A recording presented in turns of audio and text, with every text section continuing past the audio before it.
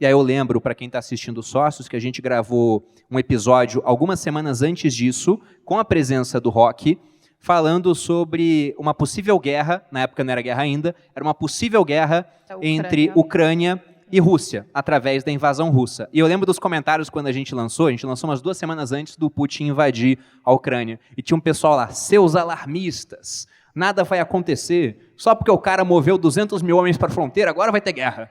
Impossível. Tinha comentário assim.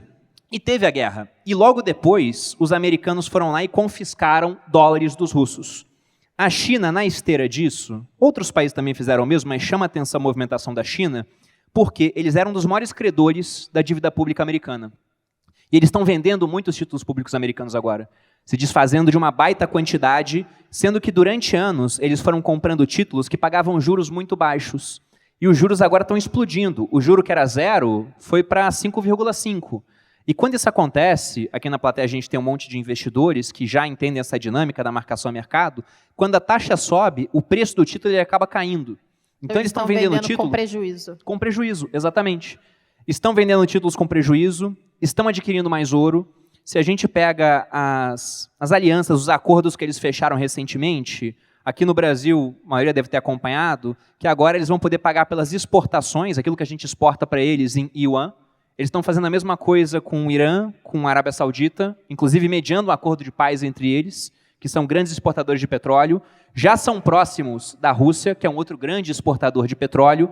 E se a gente pensa que, economicamente, né, você tem que ter uma economia boa para poder provisionar o seu povo para uma guerra, bom, a China, diferente dos Estados Unidos, ela não é autossuficiente em alimento, produção alimentar para a população, e nem em energia. Os Estados Unidos têm essa vantagem, mas agora a China fez acordos justamente nessa área. Então, você acha, né, que esses acordos são um passo a mais nessa preparação de guerra, e o quão atrás você acha que a economia chinesa está em relação à americana? Porque tem muita gente que prevê que daqui a 10 anos, a economia chinesa, ou até menos do que isso, vai ser maior do que a americana. O Ray Dalio, por exemplo, escreveu um livro com base nessa tese. E uma semana depois ele vendeu tudo que ele tinha em China, diga-se de passagem, né? Mas o livro está escrito, está registrado lá. Qual a tua opinião sobre isso?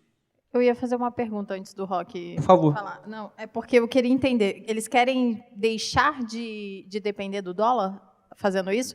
Porque, querendo ou não, eles usavam o dólar como a moeda de transação e agora eles não querem mais usar isso e fazem outros tipos de acordo. Isso. Bom, por favor, Rock. Você quer começar pela da Malu aí? Pode ser. Bom, antes, deixa eu só fazer um comentário sobre o podcast antes da guerra, porque eu falei disso com muita clareza quando eu tinha as evidências. E quais eram as minhas evidências? Você não coloca 200 mil soldados na fronteira de um país, e você é o Putin, e você vive dentro de uma ordem ou desordem internacional, onde percepção conta muito. Por que percepção conta? Porque simplesmente você não tem regras. E como é que você faz a sua vontade ser seguida ou exercida? Os outros têm que perceber que você está falando sério sobre as coisas. Então, coerção, ameaça, força, percepção, retórica, narrativa, tudo isso tem muita importância dentro da política. E o sistema internacional, entre os países, ele é absolutamente político. O que seria não ser político? Ser legal. Um sistema jurídico, ele não é para ser político. Mas, na política internacional, nós não temos um sistema jurídico que regule a interação dos países. Então, a maneira como você vai se comportar vale muito. E aí basta a gente olhar para o comportamento do Putin, o quanto que ele preza a sua palavra. Porque é isso que dá força para a posição dele e legitimidade para ele ser o Putin e permanecer no poder dentro da Rússia. Ou seja, estava óbvio que ia acontecer aquilo. Infelizmente, talvez eu acertei. Aliás, no dia o Oliver, não, acho que não vai acontecer, não sei se vocês lembram. E aconteceu. Então, assim, o que eu sempre repito, e já que nós estamos aqui, né, com essa turma, nesse ambiente, da lógica de olhar para o mundo com o olhar financeiro, investimentos e tal, o que eu entendi e que ficou claro para mim, o erro de não entender por que ele iria para a guerra, e que pode ser o mesmo erro com a China, é olhar para essa interação dos países do ponto de vista econômico.